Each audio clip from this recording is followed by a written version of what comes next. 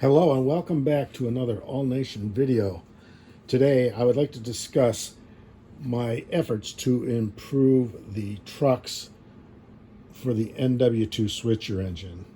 This is one of the original die-cast side frames that shipped with the kits, and as you can see, it's a one piece with a center hole for a mounting screw that would go in to the bolster saddle, and these worked very well for the engines back in their day, and operationally both as a dummy and as a power transmission truck.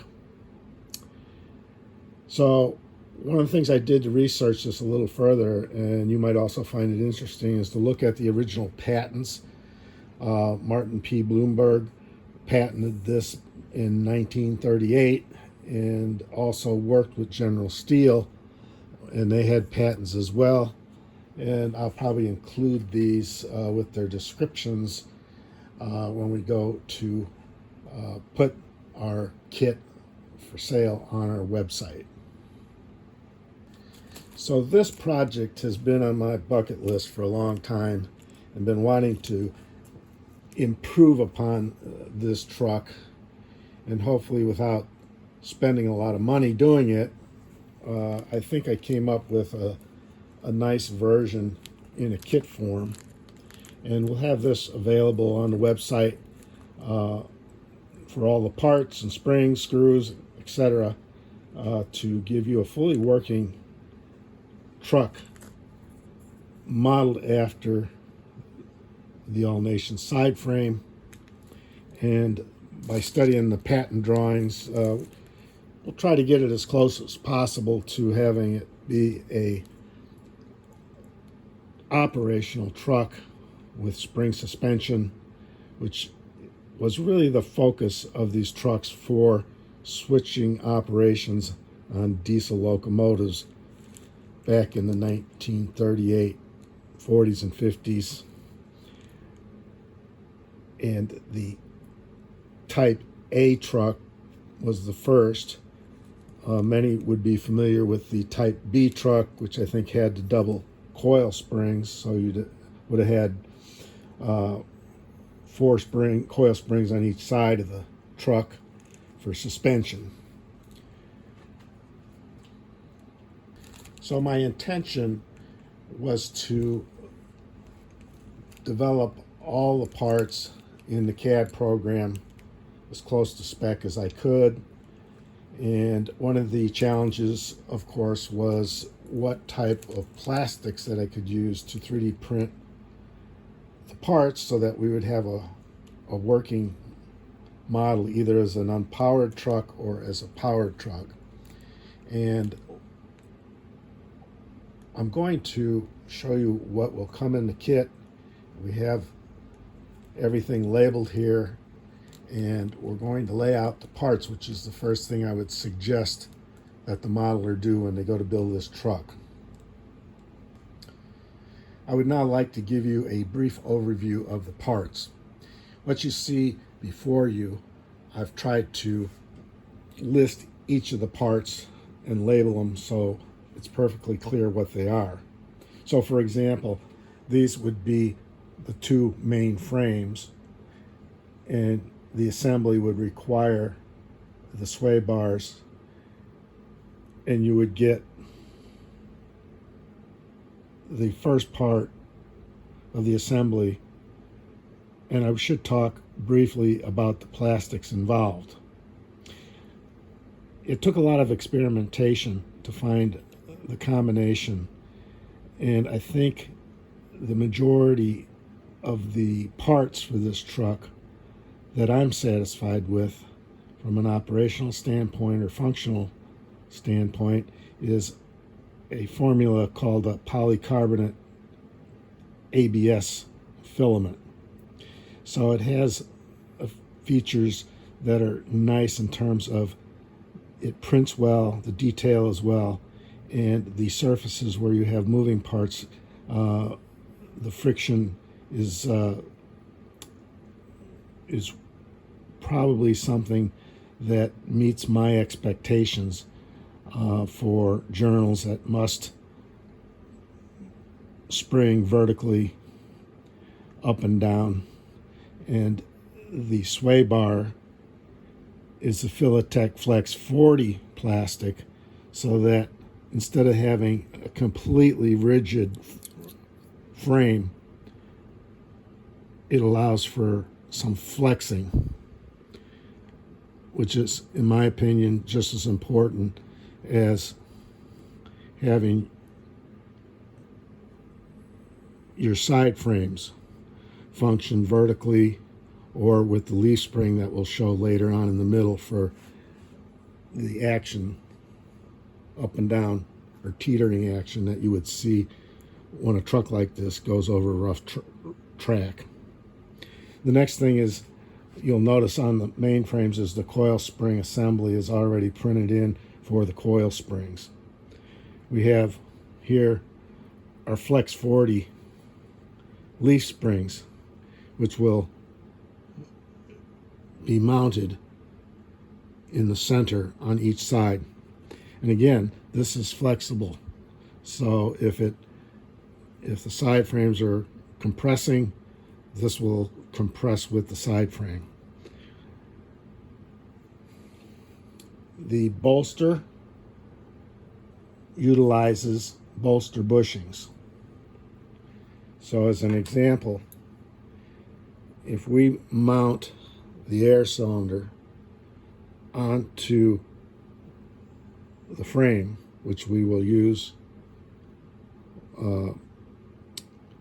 080 screws to mount this on so that it can be disassembled and serviced later, we would use this bushing, bolster bushing, so that this pivots nicely on the side frames. It doesn't bind when you go ahead and tighten the 440 screw when it screws into this bracket.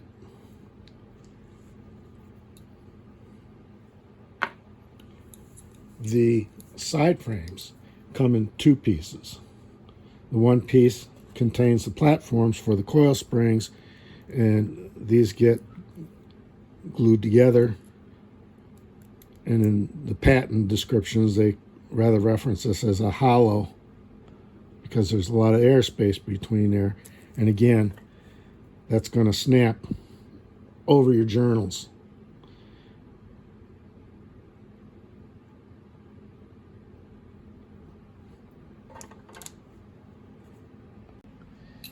So the next set of parts we want to talk about are the what I call the clasp air brake adjusters, which are going to be held in place with 090 screws. Hopefully I can get the hex head screws for these, make it look more detailed realistically, which will actually serve two purposes. We'll still hold the journals in their position. It'll also allow the journals to move up and down with the springing action without falling out, of course. So we have four of those, two on each side, and then we have two right side journal boxes and two left side. I call them right and left because on the back side of these, it has to accommodate the thinner portion. This is the thinner portion, and ride in here and stay rather snug against the back of the journal box. So there's a left and a right, and you can easily tell that.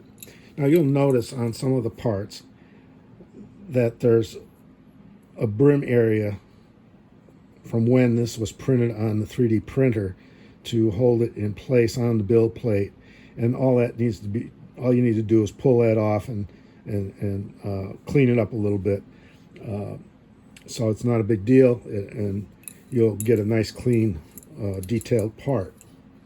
Now, to go along with these journals, we have the axle bearings, which will work with our axles and wheels by simply turning down our axle a little bit. So if you already have an NW2 switcher and you want to upgrade that truck and use your wheel sets, you will have to turn the ends of your axles down to accommodate these bearings. But when you're using these bearings and the truck is all assembled, it rolls really nice.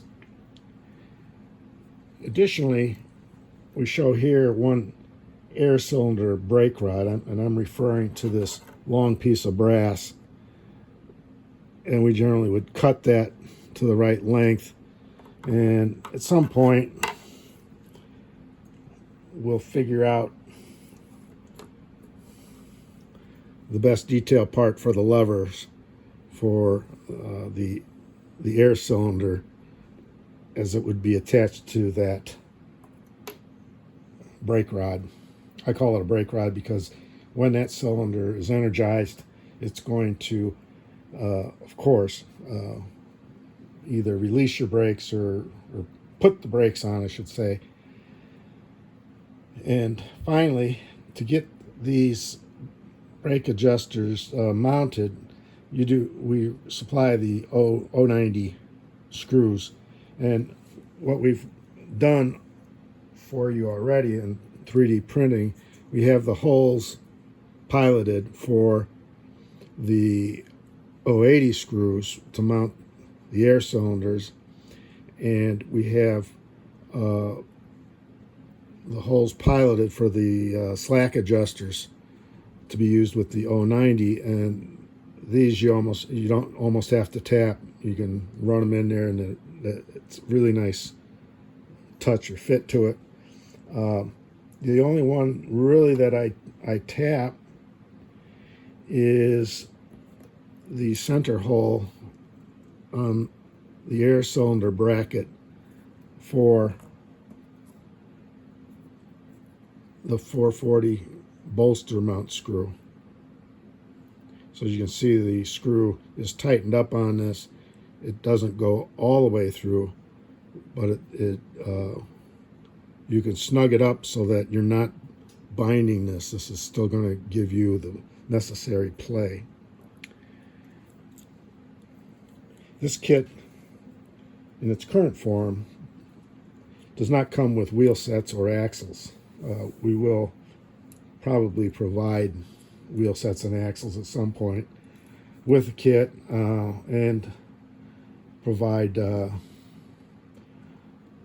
pre-assembled transmission drives as well. So this is the general overview, and the next short talk I'm going to give is my approach to assembling this particular kit. The very first step, and I can't overemphasize this enough, is to first go over all the plastic parts. And what you want to do is look at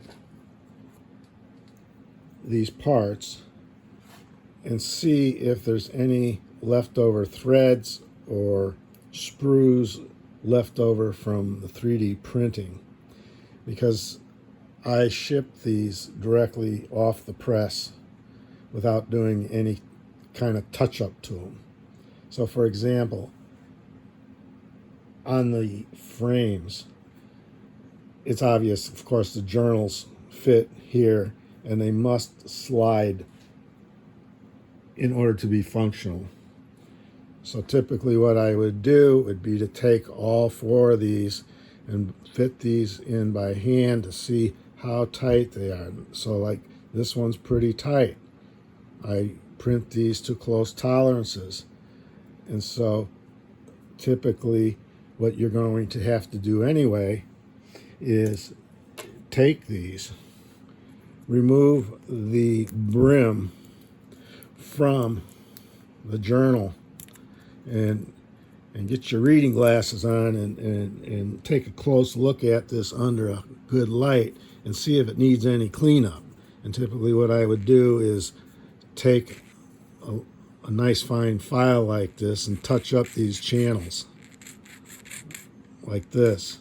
And the one on the bottom where the slack adjuster kind of crosses, although the slack adjuster is narrow enough. But in this case, you're going to want to clean up the channel here, and even maybe on the surface, and make sure on the top that it's nice and smooth, because this type of plastic will give you a pretty frictionless type of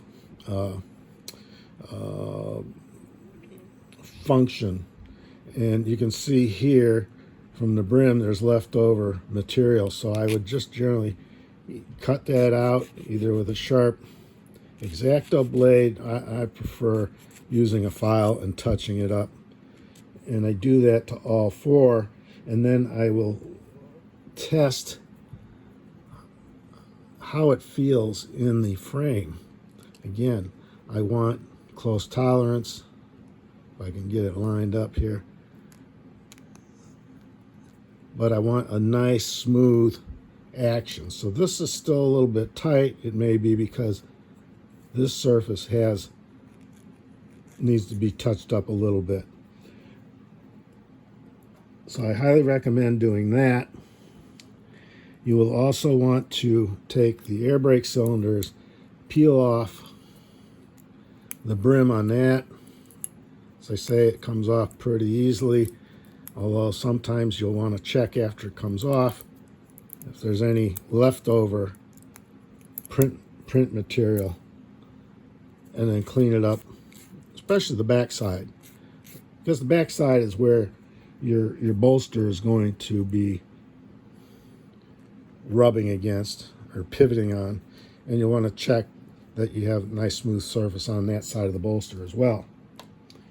So those are the things that I would suggest you take your time in doing before trying to glue anything up. So talking about glue, on these I just use regular CA glue, but I think the trick is using gluing jigs.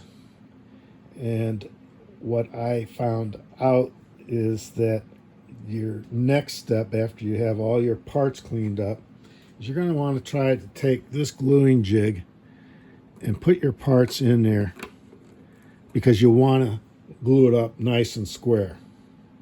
And it's easy to put the sway bars and the side frames together.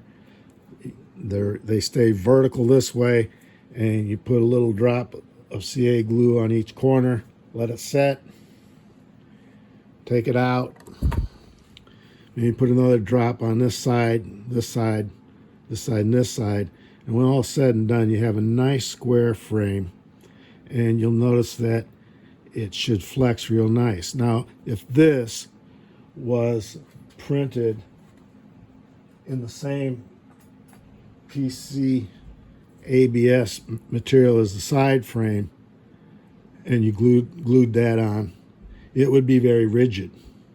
And I think it's preferable to have a little bit of play when the truck is operational, so it's still strong enough to hold everything in alignment.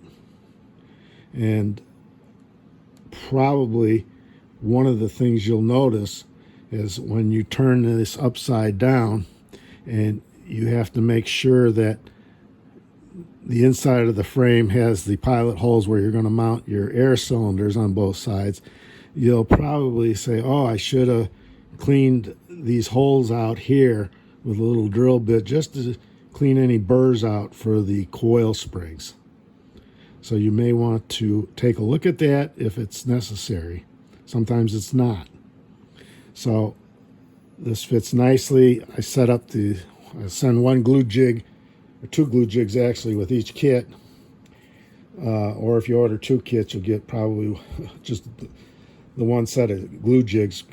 And I put holes here. If you really need to mount this to hold it in place or clamp it, you can do that. I generally put a little bit of wax paper under it in case I slop glue. So that would be your first step. So the next step is gluing up the side frames. And once again, I'll just keep reiterating and re-emphasizing that when you start out, examine all your parts and make sure your surfaces are nice and smooth. So for example, on the back side of the side frame, which is on the inside of the truck containing the coil spring platforms, you'll want to take and just dress this down a little bit with a file and make that really smooth, soft smooth, I guess is a good term for it, on both sides. Normally you don't have to touch this up. That's usually pretty clean. You may have to go ahead and touch that and just make sure it's perfectly flat. You don't have to take much off. It's just if there's a little leftover print material. So what you're going to do is you're going to use the second glue jig to assemble these. And I did this because I'm all thumbs, and it took me a while to come to my senses and say, oh, it'd be a heck of a lot easier to throw this into a little jig. And it's a two-part jig because you got two sides, and you'll notice that this is the outside with the bolt there and a bolt there. What's supposed to be a bolt. And it has to go on the thinner side of this jig. The back side of the jig is a little taller. It doesn't matter. It just holds the thinner part solid in place. And you'll note that if you're flat on your wax paper, your underside should look just like this. Now, on this glue jig, what I did was I put these little ears on the end just so you could make sure that your side frames are parallel this way, and one doesn't look short that way or the other, so it helps it stay centered. And again, I just put a little drop of CA glue there, and it'll come apart, and you can put another little drop of CA glue in there and in there, and that will complete the assembly of that. But you're going to have to do two of them. So you will find out that when you go to install this, if you didn't clean up these surfaces that rub on the frame and are installed on top of your journal box, you might not get as smooth an action. So again, I can't emphasize it enough. Check, make sure there's no excess plastic that was left from the printer head or threads or sprues, that type of thing.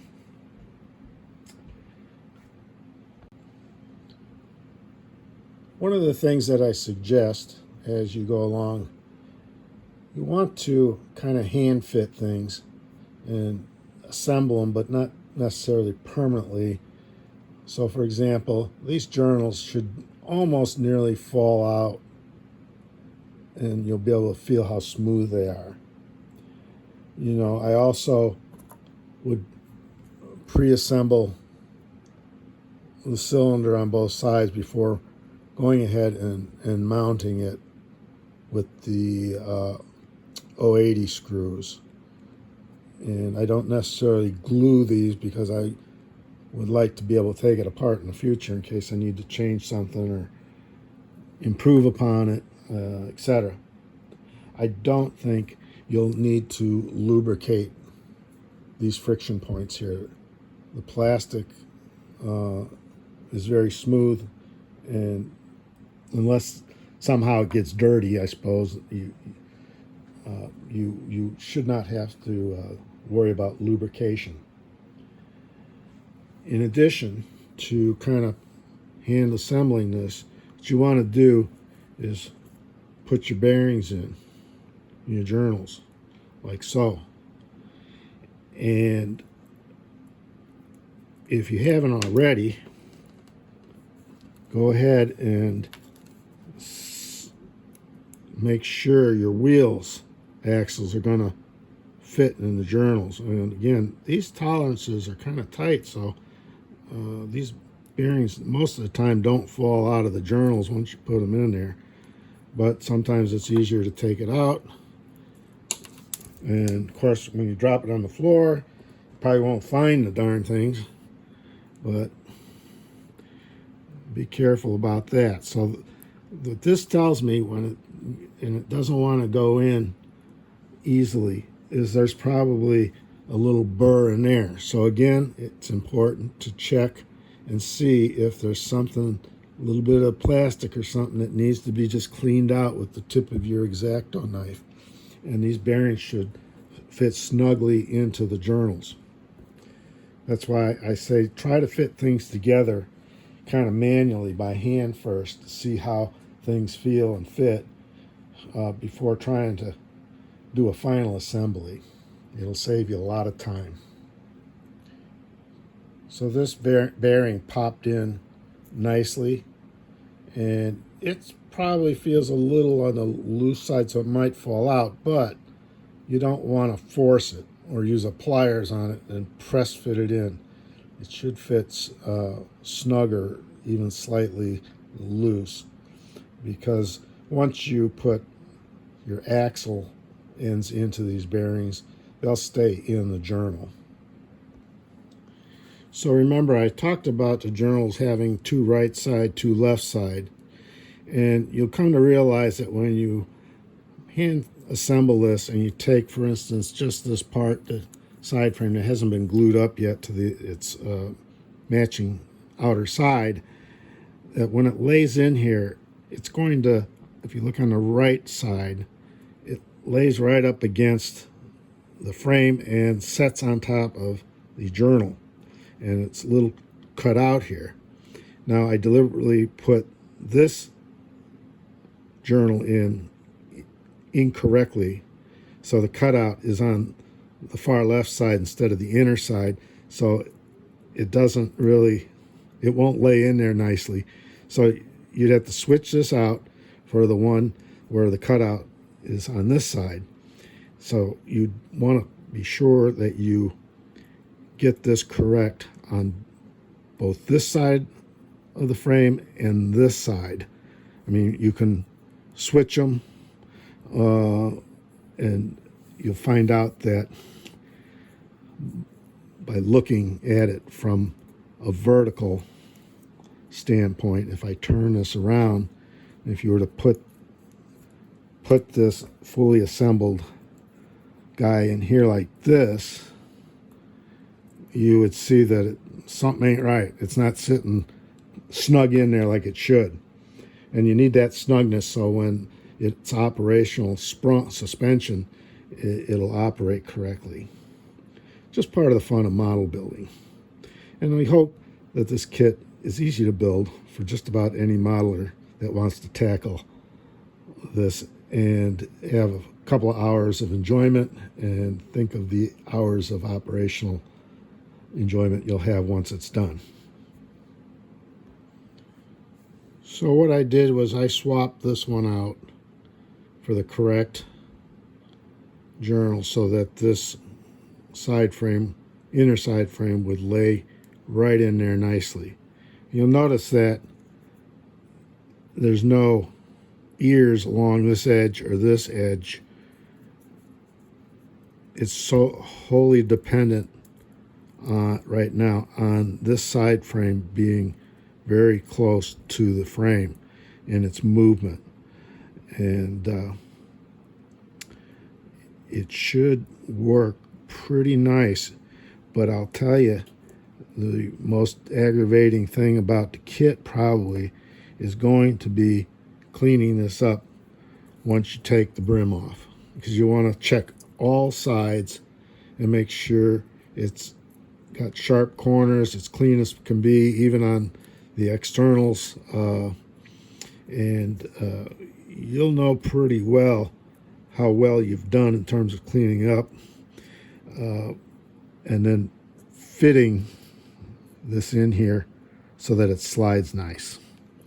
You don't want it too loose, you don't want it extremely tight, and the fact that this PC ABS plastic characteristics has a nice, rather frictionless feel to it when parts are rubbing against each other. Should give us the operational characteristics that we want in this truck on our model railroad layout. Once I'm satisfied with my journals that are seated in the frame, I'm going to take them out and then put in my wheel sets. And the way the assembly should take place is once you put the wheel sets in place, the next thing is to take your side frames and snap them into place on the journals.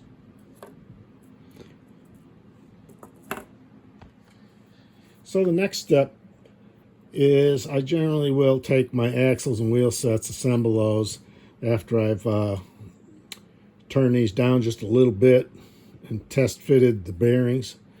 And so what I'm going to do next is put the wheel sets into the frame. So I put the first wheel set into the frame, no problem. And as luck would have it, I noticed that I didn't turn this axle down just perfectly, so the bearing doesn't seem to want to go on all the way, and if it doesn't go on all the way, it might kick it back out. You might not get it seated all the way into the journal. So we'll try to show you how I did the first one and compensate hopefully for it. But I can definitely see now that I'm going to have to take a little bit more off that end of that axle to make this work. So don't be surprised if you don't quite get your axles turned down. And I think in this case I have the right thickness out here, but there's a little bit of a shoulder here. So I'm going to fix that and come back.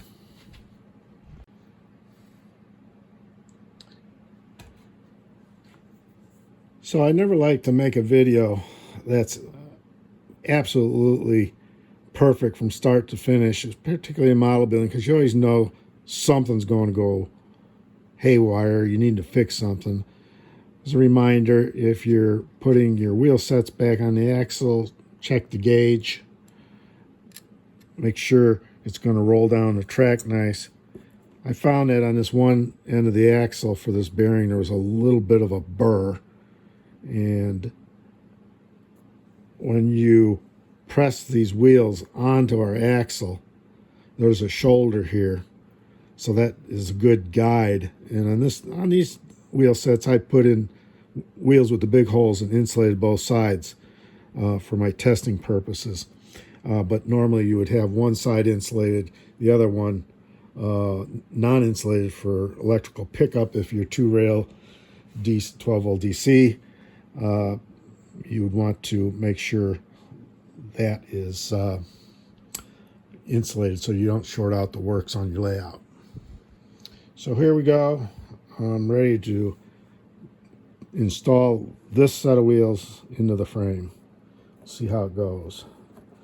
And it goes really nice. So it's a good fit. Everything looks square. Now, if you're trying to turn the wheels here, since it's upside down, the flanges are touching on the board here. But if we pick it up, you'll see that they roll very nicely with those bearings. And so to be able to take these apart and put them back together, particularly if you decide to change from an unpowered truck to a powered transmission drive, you want to be able to take this all apart. So that's why these air brake clasps with the adjusters are going to get mounted on here just like that. So it's going to hold your journals in place, kind of as a dual purpose. And I know it's probably not perfectly prototypical, but I think visually it'll be okay once things are painted, and I know that it will work functionally. So the next step is we'll want to glue up our second one of these so we have them both ready for installing on both sides of the truck. And we'll probably want to install these before we mount the brake adjusters over the journals. And before we do that, we may want to take our leaf springs and glue them in the absolute center of our frames on both sides before we install the side frames. That is currently how I go about the assembly process. And once my screws are mounting our adjusters, I can then go ahead and install my coil springs, which is fairly easy to do. There's plenty of space, and these coil springs are the perfect length to give us the kind of tension we need on this truck.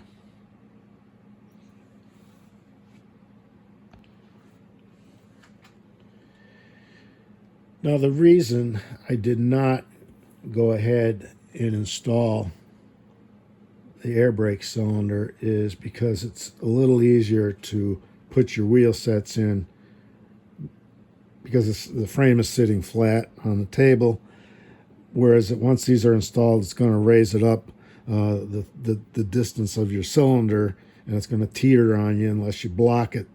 And I don't think it's necessary to put these on until you are ready to do your bolster installation.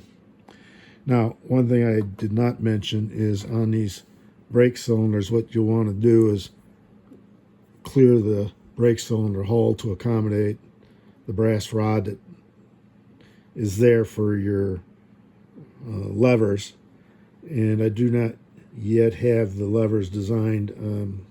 Procrastinating about how I want to go about doing that, but at least this gets you to the final stages of the detail work for this particular kit.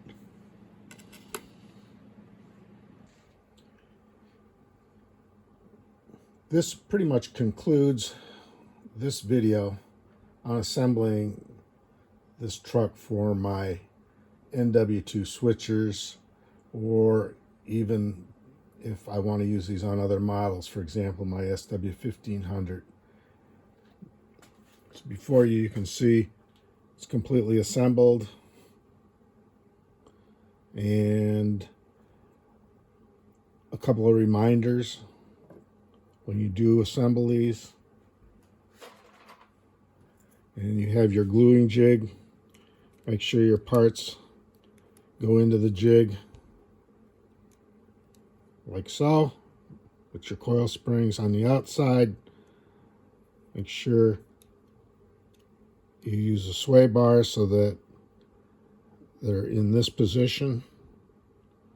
Sometimes you can get things turned around and then you glue it up and it's all wrong, but if you don't,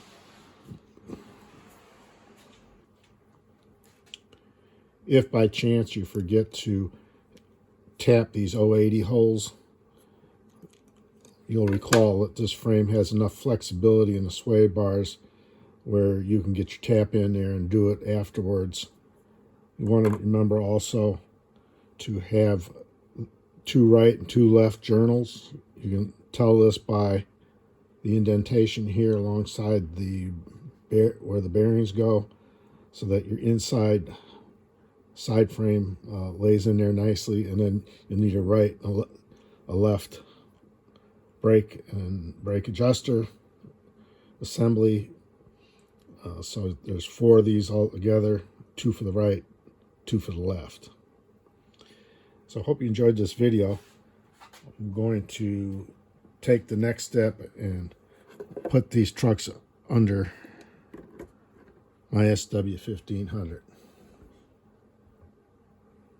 They should look pretty good.